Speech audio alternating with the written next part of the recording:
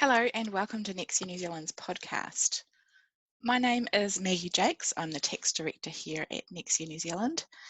Today I wanted to provide an update on what has changed in the government's relief package. So last week I outlined the package in detail in order to give businesses a clear and accurate snapshot of the immediate relief available. On Friday afternoon, 27th of March 2020, the government announced a number of changes to that package. The Ministry of Social Development has also provided clarity around a number of practical issues that have arisen during the application process. Today's focus is going to be giving an update around those specific changes. If you missed our earlier podcast with an overview of the business relief package in detail, please feel free to tune into our earlier podcast, as today's focus will be just an update of what those changes are. So I've just got there the 6 areas of financial support that are encompassed in the government's business relief package, being the wage subsidy, originally the leave payment scheme, the tax changes, the financial support in the forms of the mortgage support and business banking guarantee, and the income support. And as you can see there, there's a big red cross through the leave payments, which is just to confirm that as of 3 p.m. Friday, 27th of March 2020, those leave payments have been scrapped and are no longer eligible. And I think the government is recognising that by moving to alert level 4 and putting everybody into lockdown, the leave payment scheme was no longer fit for purpose. And instead they have made changes to the wage subsidy scheme, which I think that they are hoping will address some of the need there. In terms of the tax changes, they've gone ahead as planned. The business banking guarantee and the mortgage support, I understand that is being rolled out by the banks at the moment.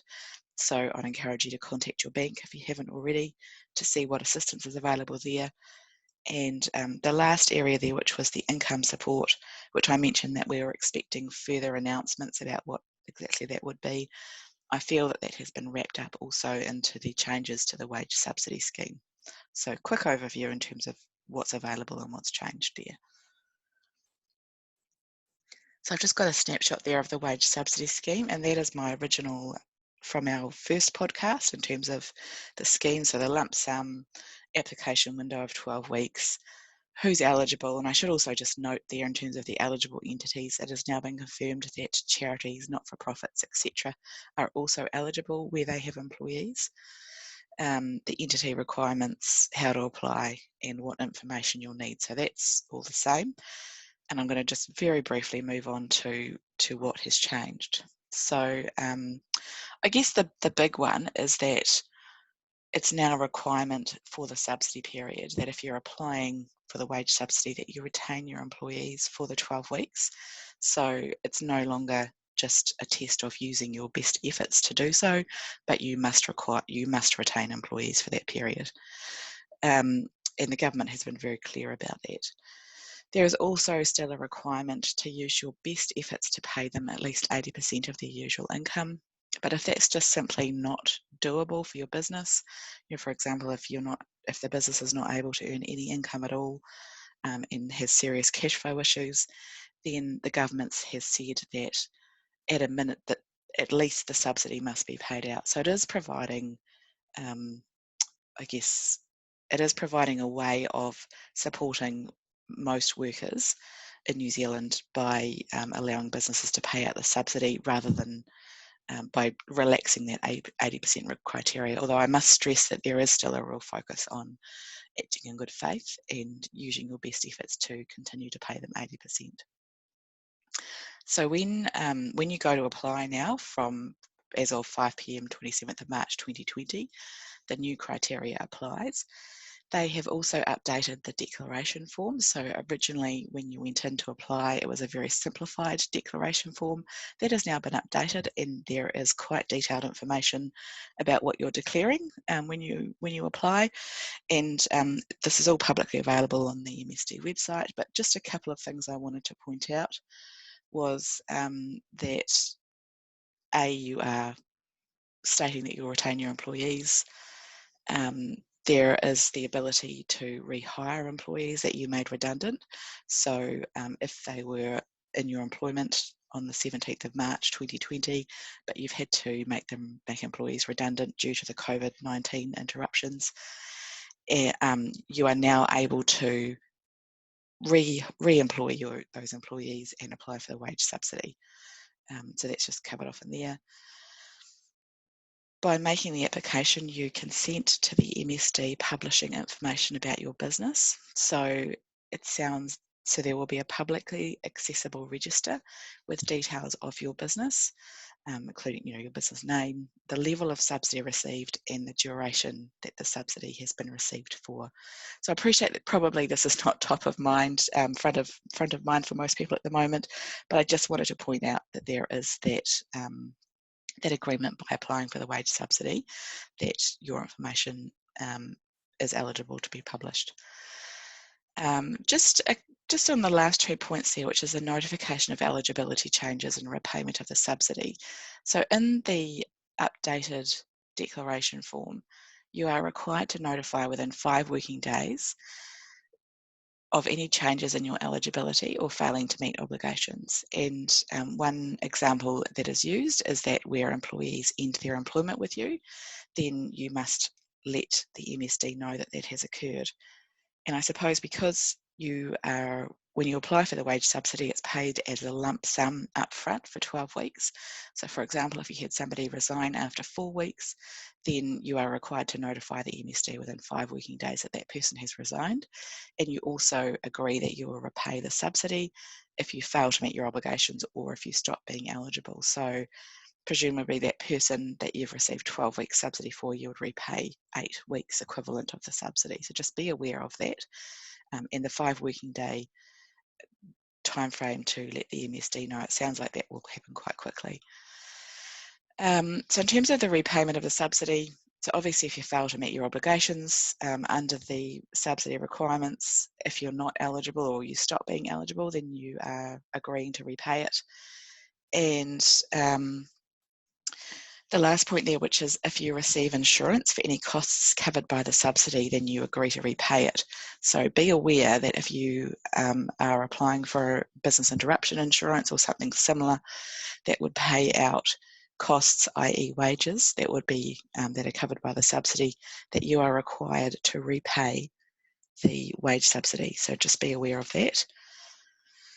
In terms of the updated requirements, I've got there part-time employees and rehiring employees. So this is really, I would say this is a clarification aspect that the MSD have confirmed. So there was lots of practical issues as people were going through the application process, and so the MSD have confirmed the tax treatment, which I mentioned this in the original podcast, which is that the payments are not subject to GST, exempt income in the employer's hands and a non-deductible payment in the employer's hands, but are taxable once they hit the employees. And also if you're self-employed, they're taxable in your hands initially. So the idea is they're taxable just in the employee's hands or the ultimate recipient's hands. That's the point there. Where you've got multiple employers or you're self-employed and partially employed, the government has confirmed that both the employer and the self-employed person will be able to apply for the subsidy. So for example, if you work full-time, if you've got a person that works full-time and you're also self-employed, then if your employer would be eligible to apply for a full-time subsidy on your behalf, and as a self-employed person, if you work less than 20 hours in the business, then you would also be able to apply under the self-employed category. So just confirming that it may be possible that there is more than one wage subsidy application going on behalf of one person. However, the government is expecting that the applications made will reflect the hours or average hours that person works. So if you've got a person working 3 part-time jobs, then it would probably be expected that each of those 3 part-time jobs would be applying for the part-time basis, for the part-time subsidy. And Just on that, where you've got part-time employees that would normally earn less than $350 per week, then the government have confirmed that you would pay them their usual income, and that the excess would then be applied to top up other employees to their 80% of income. So originally the MSD had actually said pay them out the higher amount, which seemed like a funny outcome, but that has now changed. So they have confirmed that you pay part-time employees the lower of the subsidy or their usual income. The MSD have confirmed that employment obligations have not changed. So while it is a requirement that you pay at least, or use your best efforts to pay at least 80% of a person's salary that you are receiving the wage subsidy for, you still, if you're going to change people's incomes or hours or other conditions, you still need to abide by employment law. So you still need to go and probably contact your employment lawyers and get advice around following due process and acting in good faith, etc. So just bear that in mind. I'm sure that most people have seen a lot. I've certainly seen lots of articles around that in the last week, so that's good. Just confirming that shareholder employees, so a business is able to apply on behalf of a shareholder employee, because obviously they are still an employee. The requirement is just that they receive a wage or a salary or draw an income. So I think most shareholder employees would qualify. The MSD have also confirmed that partnerships are eligible, and they have stated that one partner would essentially act as the employer applying on behalf of all the other partners, and that's the way to do that. And the MSD have also finally confirmed that where you've got a person that does fluctuating hours throughout the year in terms of calculating whether they are working more or less than 20 hours, you are simply just required to do an average. So you would look at what they've done over the last year or the period of employment if that's shorter in terms of average hours as to whether you would be applying on a part-time or a full-time basis. So just making it very clear that leave payments there are no longer available. If you've applied for leave payments prior to that cut-off, then they'll still be processed, but you're no longer able to apply from now. So finally, just wanted to say once again, thanks for listening. If you've got questions or want to talk through options, please do get in touch. So our team is working remotely. So we are up and running, and we're here to assist. If you're struggling to, get through this and sort of looking at your different options, more than happy just to have a chat and talk through that with businesses. We will continue to be updating information as new information comes to hand, and we've also got some further updates planned around business continuity and resilience, because obviously that's the next issue that businesses will be looking at in terms of sustainability and what's the plan long term. So we're working on that, and you'll be seeing that coming out soon. I hope everybody's staying safe and that you're all managing to cope okay with the lockdown. Thank you very much.